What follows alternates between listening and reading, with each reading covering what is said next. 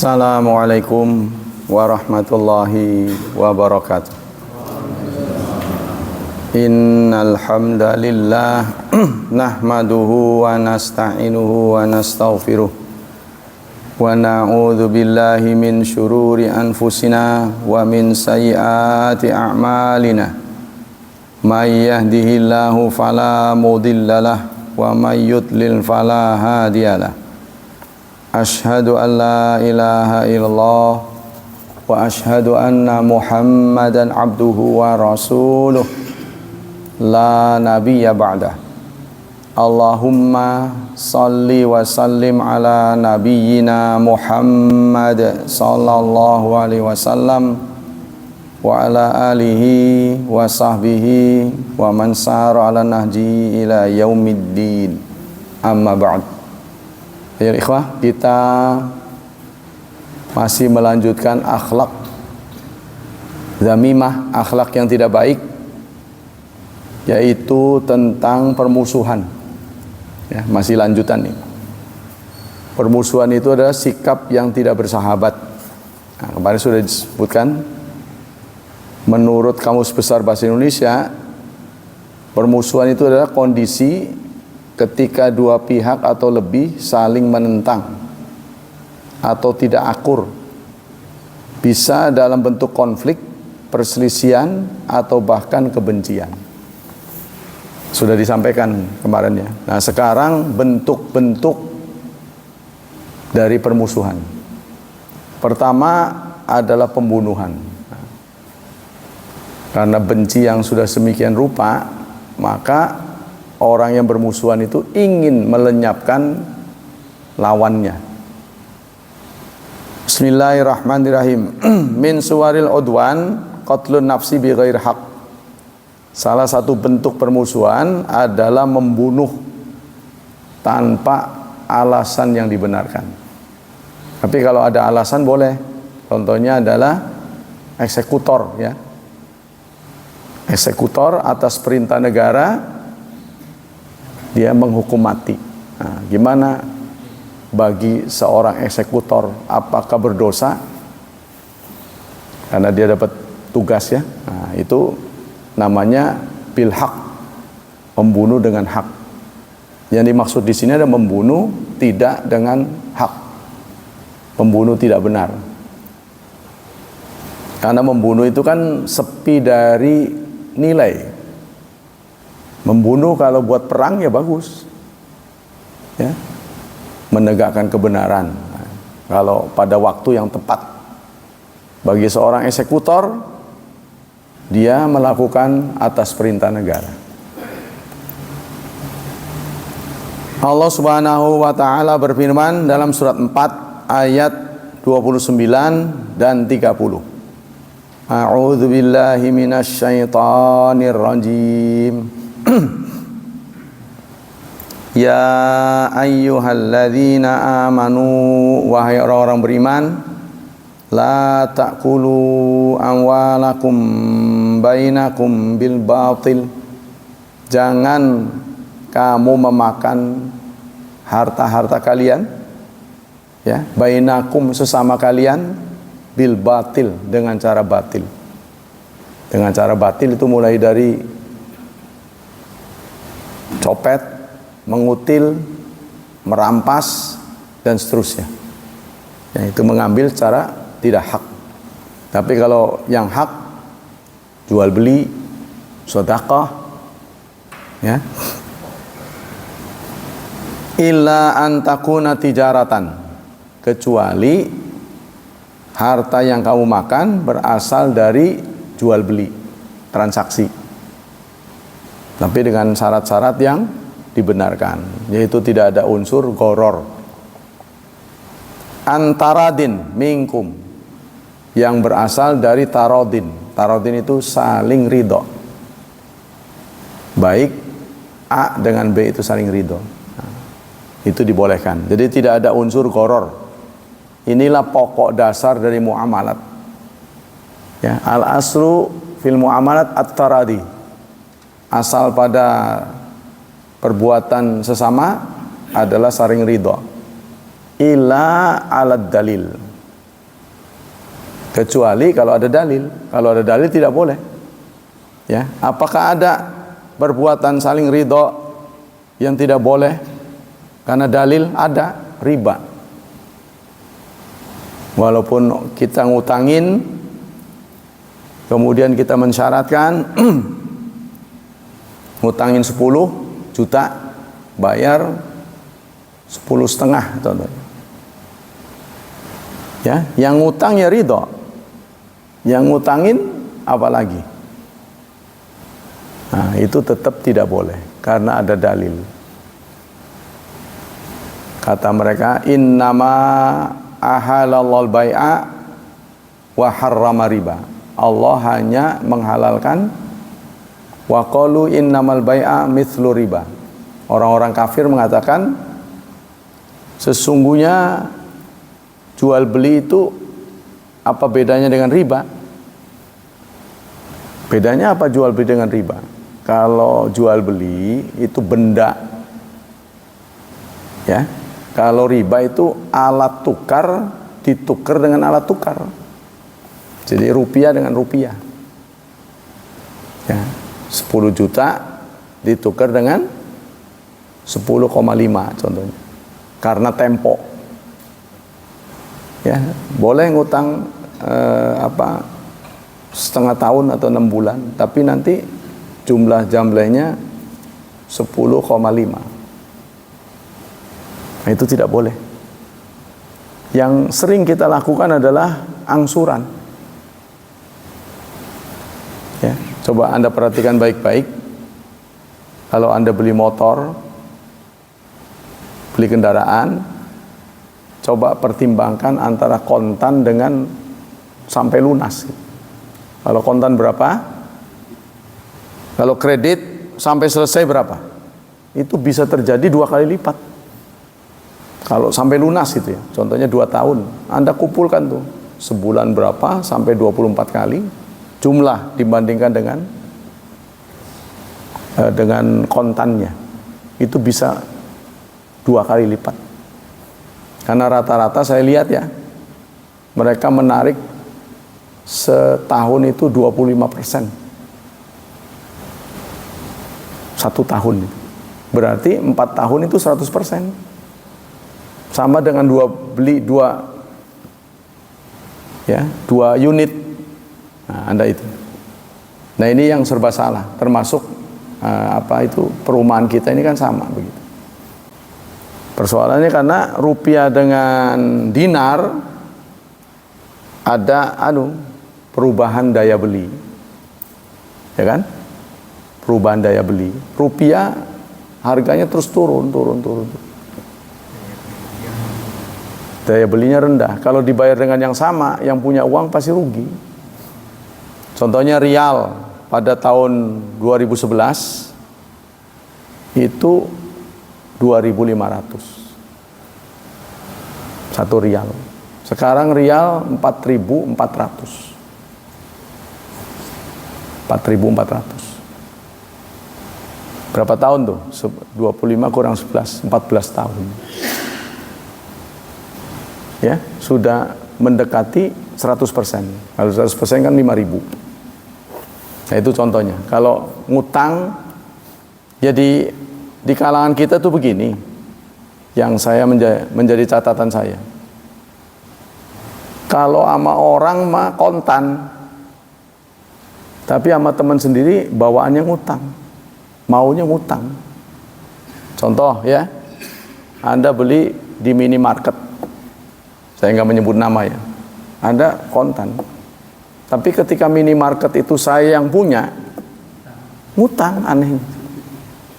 Kenapa bisa begitu? Ya, seharusnya sama teman itu justru kontan, sama orang lain boleh ngutang, seharusnya. Nah, jadi kalau bisa hindarilah hutang, karena hutang itu taruhannya adalah harga diri. Kalau nggak bisa bayar. Tapi kalau Anda tipe orang yang konsisten, bayar tepat waktu, ya nggak ada masalah, ngutang nggak masalah. Cuma itu tadi perjanjian di awal ya. Nah, kita kembali sini. Kemudian wala taqtulu anfusakum. Innallaha kana bikum rahima. Janganlah kau bunuh diri-diri kalian. Jangan bunuh diri. Innallaha kana bikum rahima. Sesungguhnya Allah rahim, penyayang terhadapmu. Jadi jangankan bunuh orang, bunuh diri sendiri pun nggak boleh. Kita bunuh diri nggak boleh. Contohnya dalam dunia di luar Islam, ya, bunuh diri itu boleh. Contohnya orang sudah menderita penyakit kronis, hari-hari dilewati dengan sakit luar biasa, maka dia mengajukan suntik mati ke rumah sakit. Ya, pihak rumah sakit minta dia menandatangani. Jangan menyesal, gitu kan? Nah, dalam Islam perbuatan seperti itu nggak boleh. Jadi kita tidak boleh mendahului keputusan Allah Subhanahu wa Ta'ala. Maka itulah di dunia Islam, meskipun kita lihat orang utangnya banyak dengan berbagai kekurangan, jarang terdengar bunuh diri, ya kan? Ya memang ada, tapi kalau Anda periksa yang bunuh diri itu biasanya keimanannya kurang atau pemahaman agamanya kurang. Tapi di dunia lain, di negara-negara maju, justru banyak bunuh diri. Seperti di Jepang, Korea, artis-artis Korea itu yang kita suka tonton, drakor itu banyak mengakhiri hidupnya dengan bunuh diri. Karena dia apa? Karena di tengah keramaian dia mendapatkan kesepian. Jadi dia hidup hanya untuk konsumsi orang, tapi dia sendiri nggak bahagia. Ya, banyak orang yang terlihat glamor, tapi sebenarnya dia nggak bahagia. Kalau kita lebih parah, glamor nggak bahagia juga iya. Nah, itu double. Nah, paling tidak kita hidup ini terakhir ya, nggak bisa ditawar lagi. Sengsara di dunia, bahagia di akhirat. Itu terakhir. Tapi kalau bisa, ya, semboyan kita adalah hasanah di dunia, hasanah di akhirat. Hasanah itu artinya indah. Di dunia indah, di akhirat bahagia. Nah, itu. Terus waqina adzabannar. Tidak pernah menyicipi panasnya api neraka. Bukan masuk surga, bukan justru. Kan itu kan begitu kan doanya kan? Rabbana atina fid dunya hasanah wa fil akhirati hasanah. Bukan masuk surga doanya.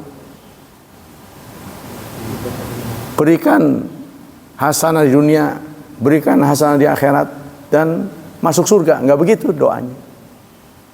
Tapi hindarkan dari api neraka. Sebab orang yang masuk surga boleh jadi mencicipi api neraka dulu. Karena itu tadi kan maksudnya waiting listnya. Kalau kita daftar haji, masuk waiting list berpuluh-puluh tahun. Tapi nunggunya nyaman di Indonesia, ya kan? Kalau orang sudah disidang di akhirat, waiting listnya itu di neraka nggak enaknya. Nah, maka kita meminta kepada Allah indah di dunia, indah di akhirat, jangan pernah mengalami panasnya api neraka. Tuh, nggak ketulungan. Anda tahu matahari kan? Anda bisa tahan tanpa masuk ruangan, berjemur saban hari, nggak kuat. Nanti matahari akan digulung. Idza syamsu kuwirat. Digulungnya di mana? Dimasukkan ke jahanam. Matahari nanti akan dimasukkan ke jahanam. Kok begitu? Apa karena matahari bersalah? Ini terjadi kontroversi dari ulama. Kan matahari tidak ada pilihan untuk maksiat. Kalau kita kan ada pilihan. Yang bisa masuk surga neraka itu kan ada pilihan. Ya. Faman syaa falyu'min wa man syaa falyakfur. Yang mau beriman silakan, yang mau kafir silakan. Semua ada konsekuensinya. Begitu Allah menawarkan pada kita. Karena kita diberi akal. Kamu kan udah tahu yang bakal nyaman begini, sengsara begini. Kamu milih sengsara, ya itu konsekuensinya. Tapi kalau matahari kan nggak ada pilihan, dia selalu taat. Nah, sebagian ahli tafsir mengatakan ingin menyampaikan pesan kepada penyembah matahari. Kan hari ini juga ada penyembah matahari kan, di antaranya Jepang yang kita kagumi kemajuannya. Tapi dalam soal akidah kalah dia dengan kita. Dia menyembah matahari. Nanti orang Jepang di neraka dia akan melihat sesembahannya itu dimasukkan ke dalam jahanam. Ya, nanti ada tuh apa yang kamu sembah hasabu jahanam, akan menjadi kayu bakar jahanam. Bukan berarti matahari maksiat. Ya saya pikir benda sih mungkin nggak merasakan kesakitan mungkin karena dia benda kan. Nah, kita kembali sini. Wa may yaf'al dzalika udwanan. Barang siapa yang melakukan hal itu. Hal itu apa? Nah, ini kalau tafsir itu harus jelas. Tidak ada unsur gharar ya kalau dalam ini. Ini yang mana ininya? Itu yang mana? Nah, ini. Barang siapa yang melakukan hal itu apa? Makan harta tidak secara benar, kemudian membunuh. Nah, barang siapa yang melakukan makan harta tidak benar, membunuh tidak benar, ya, udwanan, dilandasi oleh udwan.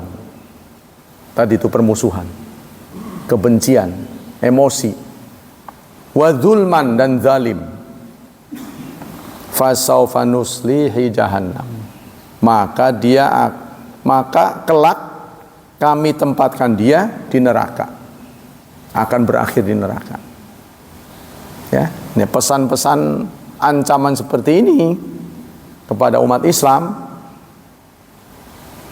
ini memberikan dampak. Jarang kita jumpai orang Islam mengakhiri hidup dengan bunuh diri. Ini ya, di dunia Islam itu jarang. Karena ini ada pesan-pesan ini. Meskipun kita banyak utangnya, kan ada tuh orang yang bangkrut ya, bos apa tuh dulu, Yamatek apa?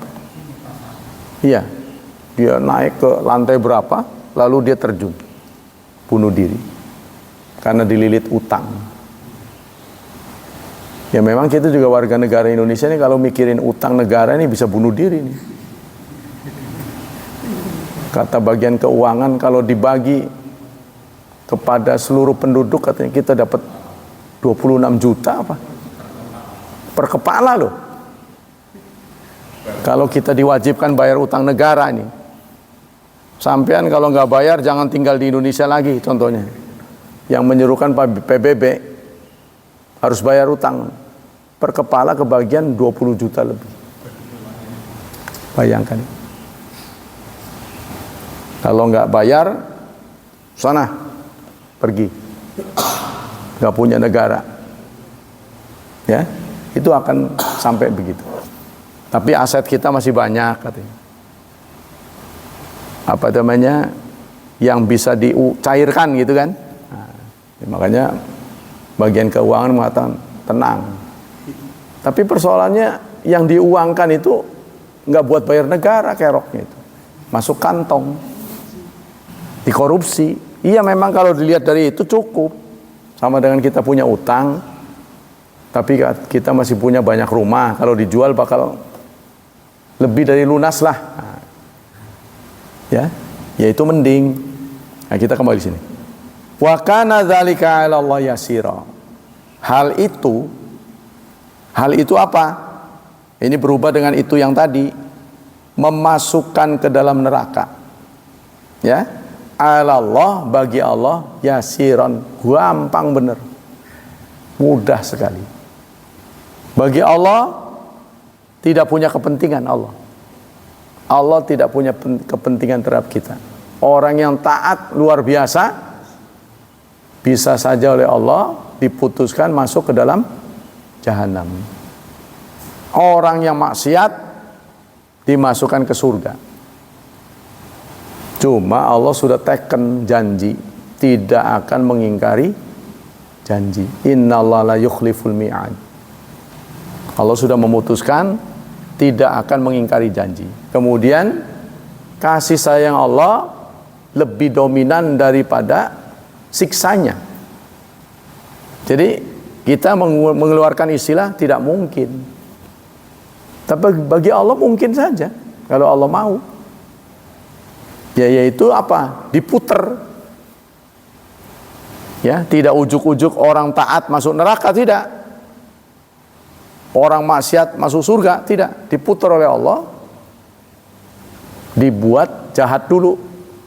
Orang baik dibuat jahat. Nah, akhirnya dia menjadi penjahat sehingga masuk ke jahanam. Oh, begitu. Nah, ini menakutkan ya buat kita. Qala Sa'di, Imam Sa'di berkata, la yaqtulu ba'dukum ba'da.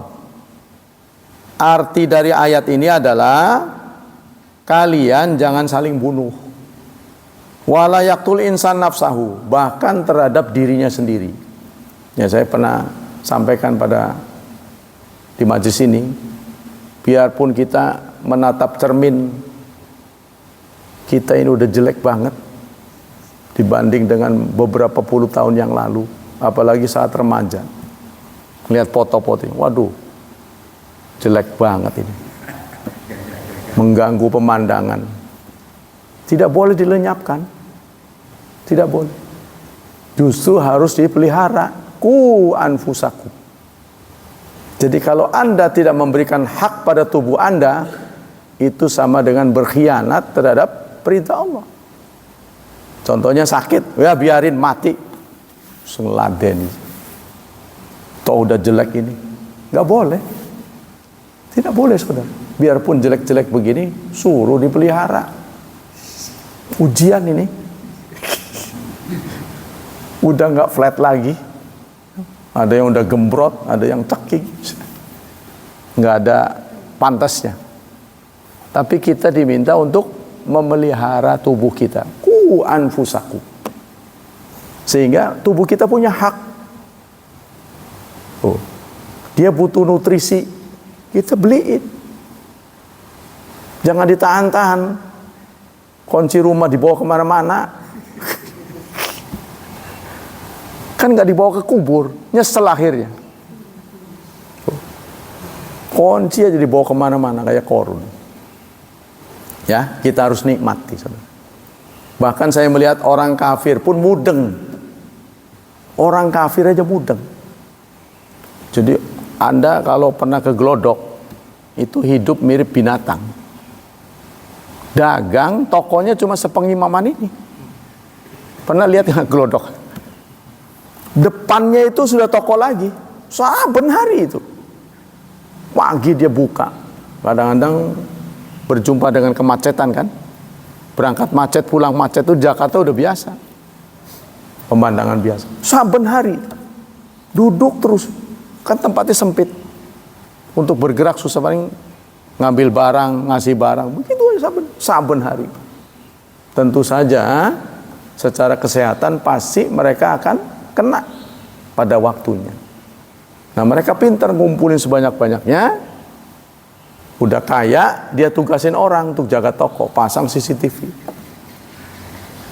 Dia sendiri ngapain? Pelesiran, rajin ke tempat ibadah. Mereka begitu. Nah, orang Islam ini nih sampai matinya megang barang.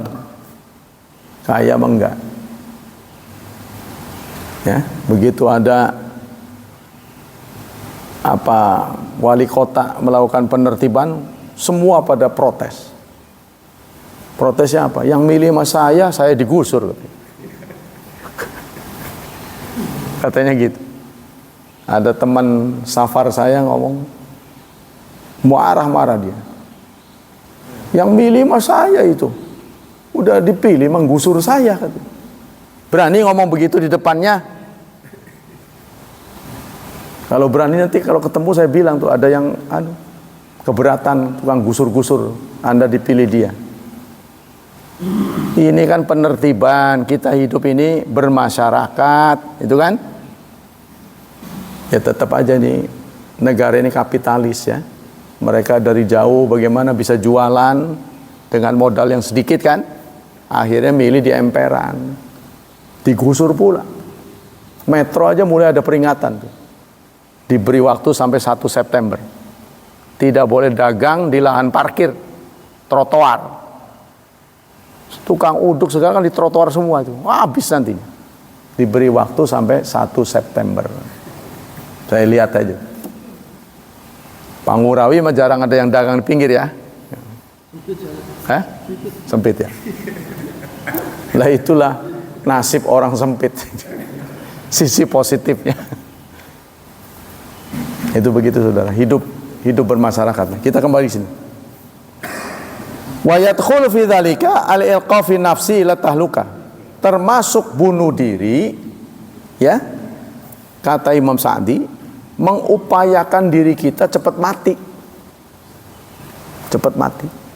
Maka bab orang merokok ada yang memasukkan bab ini, bunuh diri. Sebab merokok itu silent killer. Tapi diomongi susah perokok itu. Tamblek. Kadang-kadang ustadznya mengkonon mani, kerok.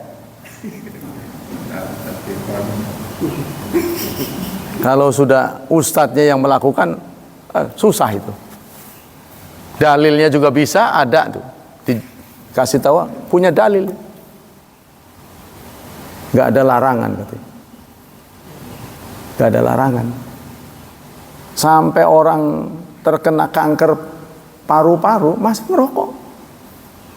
Masih ngerokok, kata dia gak ada larangan. Nggak ada larangan dari dokter karena dokter sudah tahu nggak lama lagi meninggal. Jadi diberi kesempatan, takut penasaran nanti mati di sana nggak ada rokok kan? Takutnya itu doang.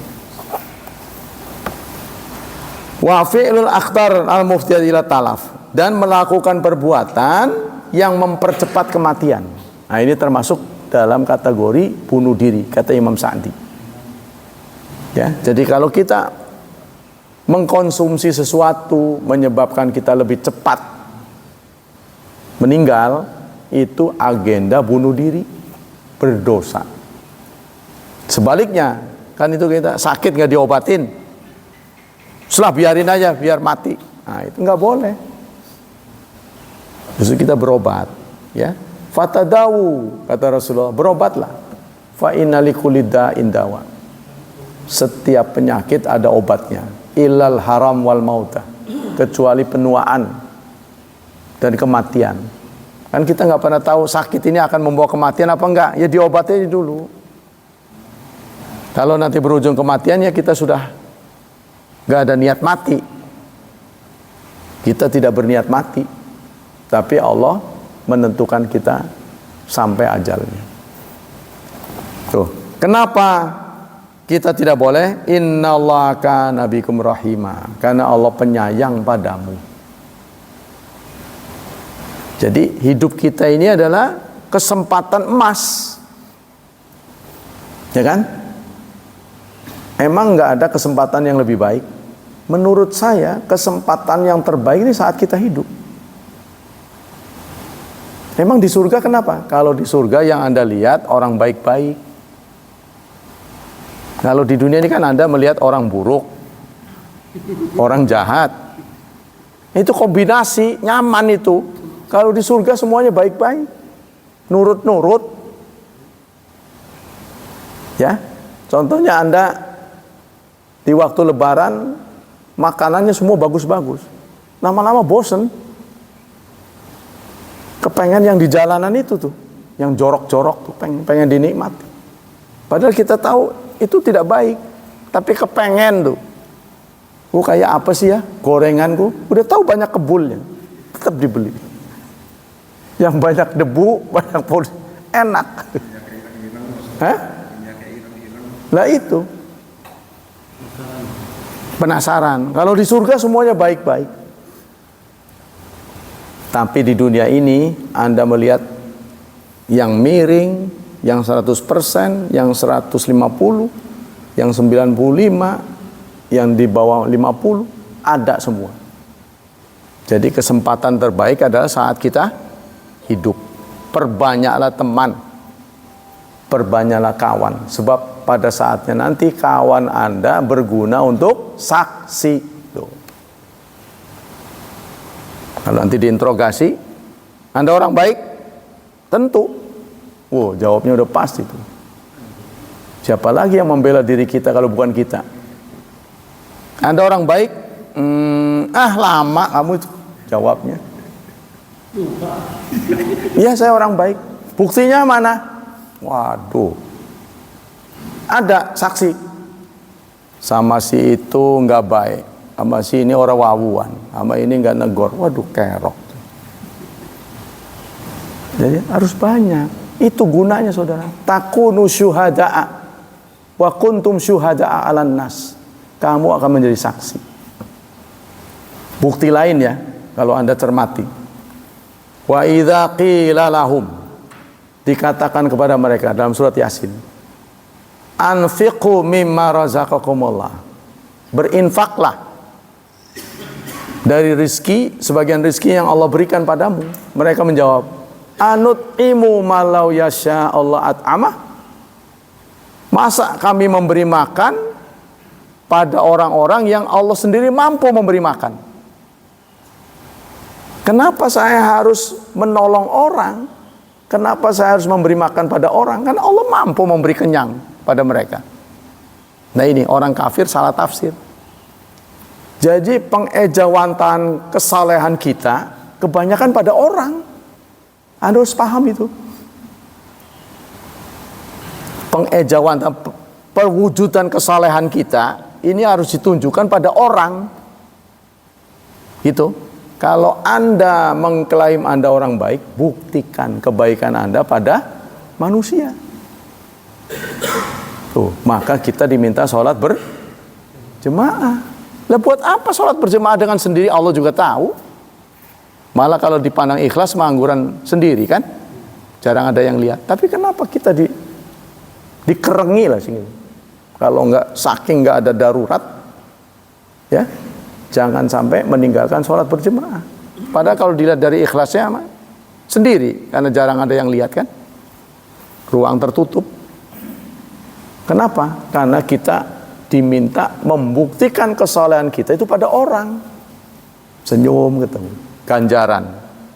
Tuh, ada orang wudhu diambilin, ganjaran. Kan orang-orang haji itu gila amal saleh.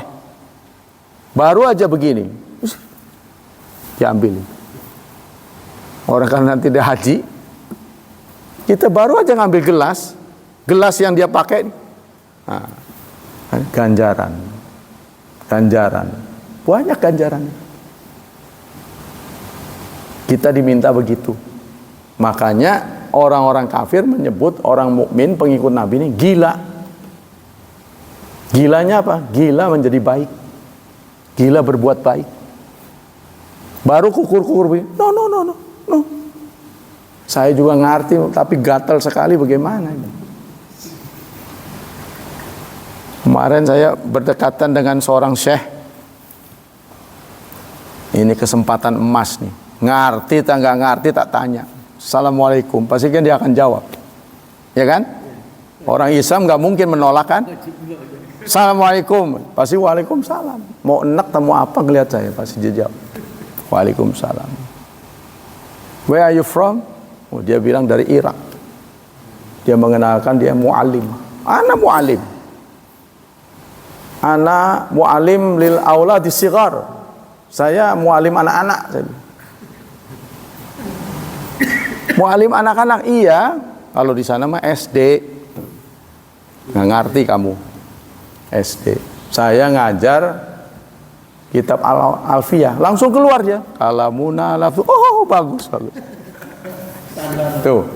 Udah panjang lebar, ya kan? Panjang lebar. Dia pokoknya menyebut saya bagus-bagus.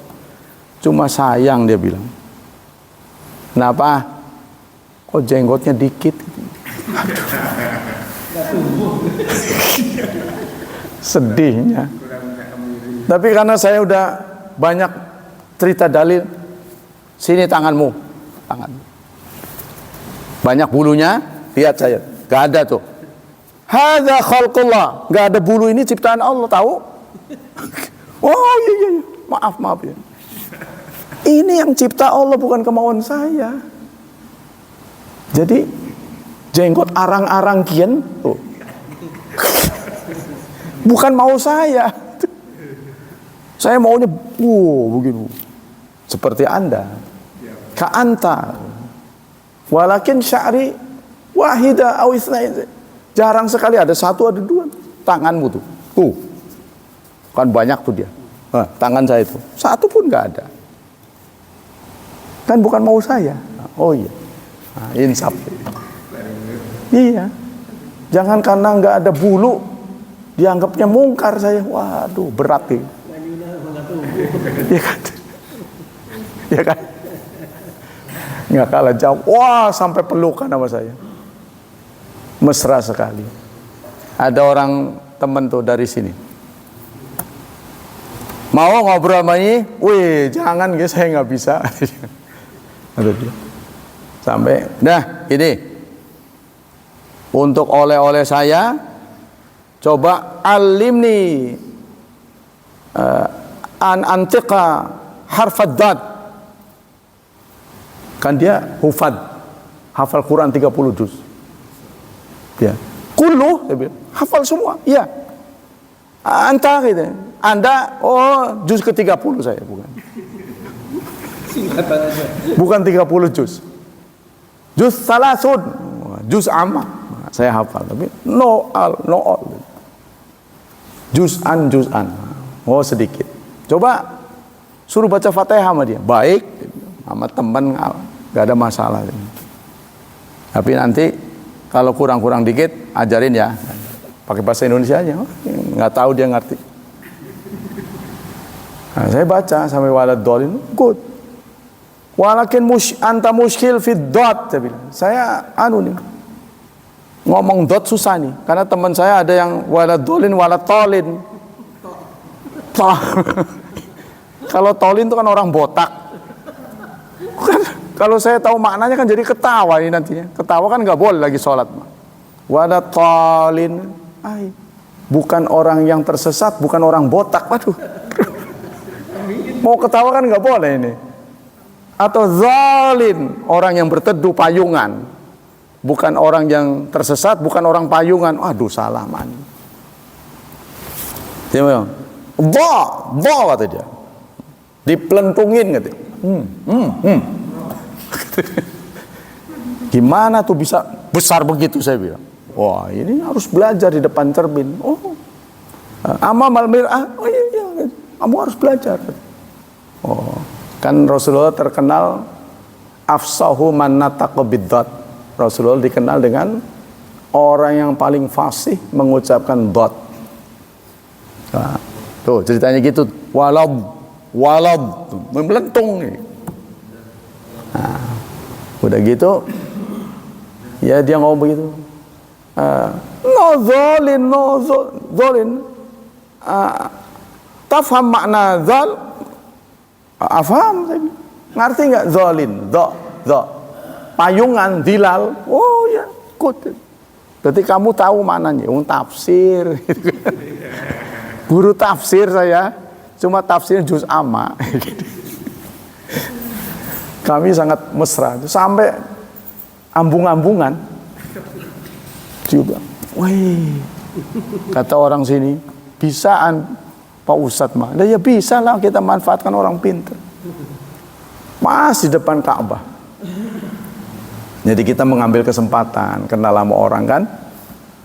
Jarang-jarang ketemu. Cuma saya nggak berbagi nomor aja. Siapa gurumu? Nah, saya sebut-sebut. Oh, saya banyak berguru dengan Syekh Utsaimin. Fatwa-fatwa Syekh Utsaimin. Kitab-kitab mereka sering saya kaji. Oh, bagus. Kan kamu orang Irak, bukannya Syiah. Oh no, dia bilang, bukan Syiah. Walaupun ada teman-teman saya Syiah, dia bilang, tapi saya Ahlus Sunnah. Nah, Ahlus Sunnah, bagus. Saya kira Syiah, kalau Syiah kita berseberangan, dia bilang. Ana ukhalifu Syiah. Kita kembali ke sini. Wa min rahmati ansana nufusakum wa amwalakum. Salah satu rahmat Allah, Allah menjaga diri dan hartamu. Ya, sampai sekarang kita masih bisa hidup dengan kondisi yang terbatas, yang kita mampu, itu bagian dari kasih sayang Allah. Wa nahakum an idlatiha wa itrafiha, dan Allah melarang kalian menyia-nyiakan diri, ya, atau hidup yang Allah karuniakan pada kita. Dilarang disia-siakan. Manfaatkan sebaik-baiknya. Wa rataba ala dzalika ma rataba minal hudud, dan Allah telah menyiapkan hukuman, ya, kalau kita menyia-nyiakan pemberiannya. Wa min suwaril udwan fil qatli qatl nafsi bil intihar. Begitu juga salah satu bentuk permusuhan, tidak bersahabat, yaitu dengan bunuh diri. Ya.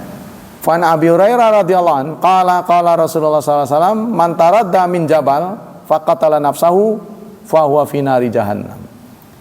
Barang siapa yang terjun dari gunung tujuannya untuk membunuh dirinya, bunuh diri, maka dia ada di dalam jahanam. Ya.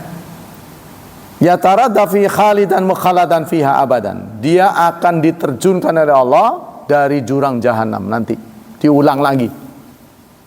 Tapi di tengah-tengah api. Selama-lamanya. Udah sampai ke bawah, naikin lagi, terjunin lagi. Wa man tahassa summan, barang siapa yang minum racun, faqatala nafsahu, lalu racun itu membunuh dirinya, fasamu fi yadihi yatahassa fi nari jahannam, nanti di neraka jahanam juga disuruh minum racun. Minum racun, dia merasakan, mati, dihidupin lagi, minum lagi, terus begitu. Wa man qatala nafsahu bi hadidatin, barang siapa yang membunuh dirinya dengan benda tajam, fahaditatuhu fi yadihi yuja'u biha fi batni fi nari jahannam, nanti di neraka jahanam dia akan membawa alat yang dipakai untuk bunuh diri, ya, lalu dia mendemokan bunuh dirinya berulang-ulang. Sudah mati, dibangunkan lagi oleh Allah, bunuh diri lagi, terus begitu selama-lamanya. Mengerikan ya. Sehingga orang nonton, oh ini orang dulu bunuh diri. Jadi diperlihatkan. Qala Ibnu Battal, hadzal hadis yashhadu li sihhati nahyi ta'ala fi kitabil mu'min. Kata Ibnu Battal, hadis ini memperkuat, ya, sahnya, validitas dari larangan Allah tentang mukmin, larangan mukmin bunuh diri. Wala taqtulu anfusakum innallaha kana bikum rahima. Surat 4 ayat 29-30. Selanjutnya, aklu malil ghair bi ghairi haq, makan harta sesama dengan cara yang tidak benar. Ya. Tadi sudah disampaikan ayatnya sama. Yaqul Ibnu Katsir memberikan tafsiran begini. Naha tabaraka wa ta'ala ibadal mu'minin an ayyakuna amwala ba'dihim ba'dan bil batil. Larangan memakan harta sesama dengan cara batil. Bi anwa'il makasib, dengan cara kasab-kasab apa saja. Ya, bentuk transaksi apapun yang merugikan orang lain. Allati hiya ghairu syar'iyyah, yang tidak syar'i. Ka'anwai riba, seperti riba. Wal kimar, judi. Ya, ramai judi ya. Malah pemerintah mau mengeluarkan kebijakan memberi utangan pada orang yang ojol tuh. Ah, ini gimana ini? Orang yang kalah judi mau diutangin katanya. Gimana itu? Gak beres ya. Aturan yang gak judi, yang jadi orang baik itu yang diutangin tuh. Sampai sekarang program makan siang aja belum berjalan ini. Ya kan? Program makan siang gratis. Sudah berjalan belum?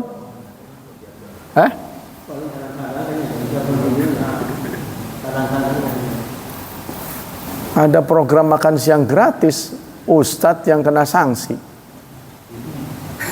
Sekarang saya kalau makan siang di madrasah dijatah. Loh, kok jadi begini? Tadinya kan sekenyangnya, mau nambah tuh, sekarang dijatah. Waduh, lah tambah kurus ini ustadz ini. Payah ini. Ustadz selalu jadi korban. Yang punya program pemerintah, ustadz yang jadi korban. Ketika ada devaluasi, onde-ondenya mengecil tuh. Tadi segini, lama-lama segini kayak keneker. Waduh, ini berakibat di meja makan ini. Ya, jadi perubahan politik ini bisa di atas berubah di meja makan tuh. Perut tuh. Ini ada fenomena menarik, saudara. Dua perguruan. Coba saudara amati. Saya juga lagi mengamati. Cara belajar di Cibeber dengan cara belajar Al-Inayah. Pada awal berdiri, Al-Inayah itu diplot untuk 30% umum, 70% materi agama. Di awal berdirinya. Tapi karena ada permintaan kurikulum dari Kemenag, ya, antara lain deradikalisasi, kebangsaan, dibalik 70% umum, 30% agama. Tahun ini yang masuk cuma 2 kelas. Biasanya 5 kelas. Berarti kan hilang 3/5. Kemana yang 3/5 ini? Wallahu alam. Semua orang berevaluasi. Oh, ini karena ada dihubungkan dengan kematian salah satu anggota mereka yang memimpin KBIH. Oh, mungkin itu. Tapi Rajak nggak ada kaitan dengan pendidikan. Dia hanya menangani soal umrah dan haji, nggak ada kaitan dengan kurikulum. Ya mungkin karismanya katanya. Nah, oke. Sekarang dibandingkan dengan Cibeber, Al-Inayah itu pulang bisa 2:30. Pulang tuh. Ya, materi itu bisa 8 jam. Tapi 1 jamnya 45 menit. Jadi bisa 2:30 baru pulang. Cibeber dari sejak pertama berdiri sampai sekarang pulang sebelum Zuhur. Dia nggak mau tahu, pulang sebelum Zuhur. Sekarang kelasnya membludak, bahkan ada yang nunggu, saking nggak ada bangku, ada yang tetap pengen ditaruh di tempat khusus, jamnya khusus. Nanti setahun baru dia bisa masuk. Jadi SMP itu 4 tahun, karena nunggu itu setahun, menunggu waktu. Nah, jadi dia akan dianggapnya daftar duluan gitu. Nanti begitu tempatin pertama. Sampai begitu. Jadi kelas yang tersedia 5 membludak sampai 9. Ada apa ini? Nah, saya juga berkunjung ke sana karena itu alma mater saya. Ternyata program pemerintah dikalahkan oleh program mereka. Pemerintah juga datang ke sana meninjau. Bagaimana ya anak-anak ini nanti masa depannya? Ya, masa depan mereka sendiri. Kami hanya mengajarkan agama. Dilawan. Kok bisa gitu? Dan nyentriknya lagi, sekarang kembali ke masa lalu pakai sarung. Pakai sarung. Iya. Tapi membludak. Ini maksud saya, fenomena ini kan ada di kota kita. Ada apa gitu? Apa orang rindu kepada agama? Tapi udah jelas-jelas kalau dari sisi umum kurang mereka. Nggak mau tahu dia. Ini adalah program dari dulu orang tua kami. Mau masuk silahkan, nggak mau masuk ada tempat lain. Begitu mereka tegas. Sehingga pemerintah nggak berani ya. Nggak berani ngutik-ngutik. Al-inayah terlalu mengikuti program pemerintah. Lama-lama, yaitu yang saya katakan guru agama digeser. Datang syukur, nggak datang nggak apa-apa. Gitu. Ini nggak terlalu perlu, karena 30%. Begitu fenomena hari ini. Nah, tapi kalau dunia Indonesia ini adalah demokrasi yang banyak yang menang, ya, Anda program sebaik apapun kalau nggak ada yang masuk ya manyun nantinya. Karena bantuan pemerintah ditentukan oleh banyak sedikitnya siswa, karena ada bos. Kalau sedikit ya ikut sedikit, nggak bisa kayak tahun lalu. Nah ini fenomena ini. Ya. Jadi di Cibubur itu 70% agama, 30% umum. Umumnya masih masih. Lah sekaure baik, kata dia, sesempatnya aja. Lah kalau ada waktu diisi, nggak ada waktu ya udah, yang penting agama. Tapi itu menyedot perhatian publik lebih banyak. Mungkin mereka udah capek kali ya belajar agama, ujung-ujungnya nganggur juga, mungkin begitu. Apa begitu? Wallahu a'lam. Saya lagi terus meneliti ada fenomena apa. Kita lanjut. Yang ketiga, udwanu fil qaul. Ya, dalam ucapan. Kalau tadi kan bunuh diri, yang kedua makan harta, yang ketiga ini ucapan. Ya, artinya semangat bermusuhan dalam bentuk ucapan. Ngomongnya mungkin nyelekit gitu ya. Jadi selalu bawaannya musuhan baik. Di mana-mana kepengen ada musuh. Dari Aisyah, qalat, Aisyah bercerita, atan Nabiya sallallahu alaihi wasallam unasun minal Yahud. Beberapa orang Yahudi datang berkunjung kepada Rasulullah. Faqalu, mereka berkata, assalamu alayka ya Abul Qasim. Tidak ada lamnya. Sam itu artinya racun. Kebinasaan atas engkau ya Abul Qasim. Tidak disebut Rasulullah. Ya. Qala, beliau menjawab, wa alaikum. Tidak menyebut samnya. Samnya kan negatif. Sam itu artinya racun. Tapi Aisyah menjawab lain. Qultu bal wa alaikum sam wa dzam.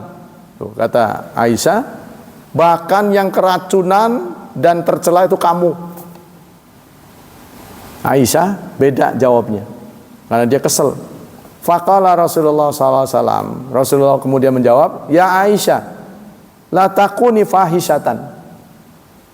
Wahai Aisyah, janganlah engkau menjadi orang yang jahat. Kalau mereka jahat, kamu jangan ikutin. Itu indahnya Islam tuh ya. Jadi mendapat perlakuan jahat, mendapat perlakuan yang tidak baik, jangan dibalas. Kalau kamu balas, apa bedanya kamu dengan dia? Ya kata orang, kapan menang ya remkon mah. Digecek menang baik. Kita nggak boleh balas. Faqalat ma sami'ta maqalu. Aisyah membela diri, apa engkau tidak dengar apa yang mereka katakan? Faqala, Nabi menjawab, awalaisa qad radattu alaihim alladzi qalu. Bukankah engkau dengar aku sudah menjawab? Kalau aku nggak dengar, aku nggak jawab. Bukan? Qultu wa alaikum. Bukankah aku mengatakan wa alaikum? Ya, jadi Yahudi mengatakan assalamu alaikum, tidak ada lamnya. Ketika seorang membaca assamu artinya racun, kebinasaan. Kalau bahasa Betawi, mampus loh. Abul Qasim, mampus. Rasulullah tidak menyebut mampus, kamu juga. Nah, gitu. Tapi mampusnya nggak disebut, kamu juga. Gitu. Ya, Aisyah greget, kamu yang mampus. kamu yang anu. Tambahin 2. Ditambahin 2. Dia ngomong 1, Aisyah nambah 2. Memang cenderung orang membalas pasti lebih.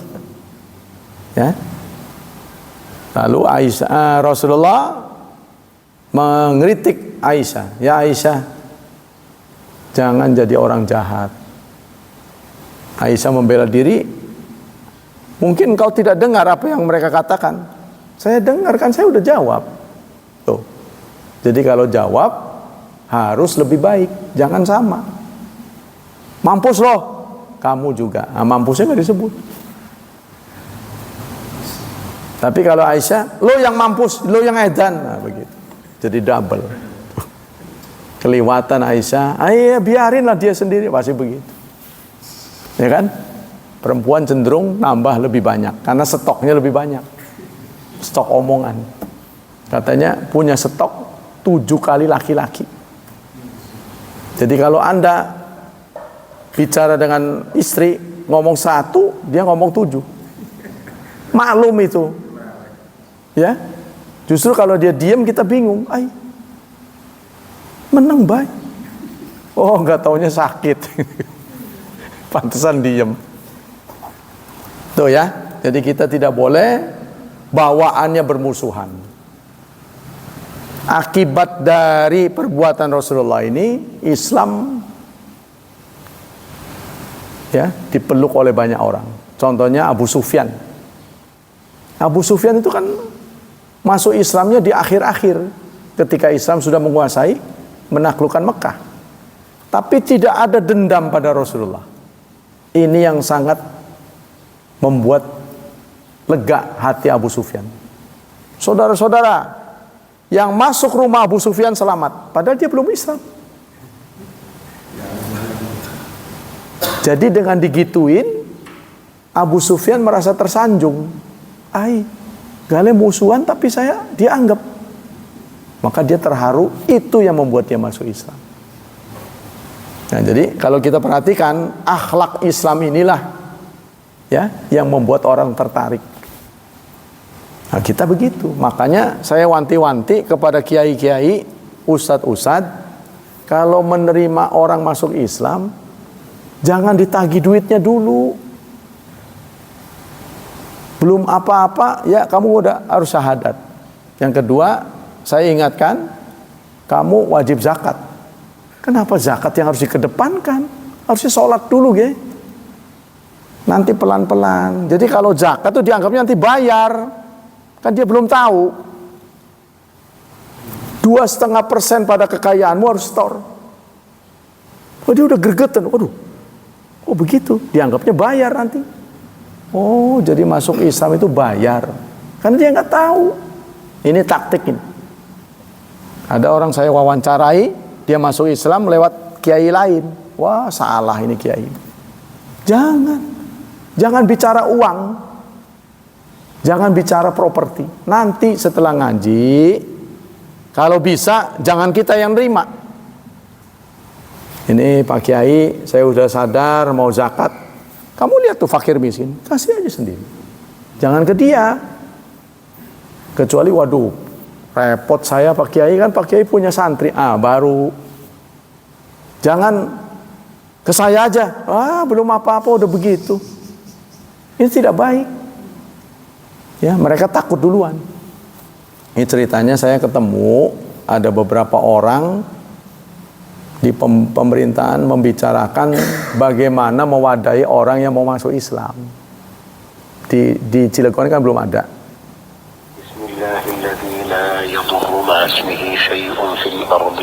Artinya kalau orang pengen Islam, kepada siapa dia harus bertanya?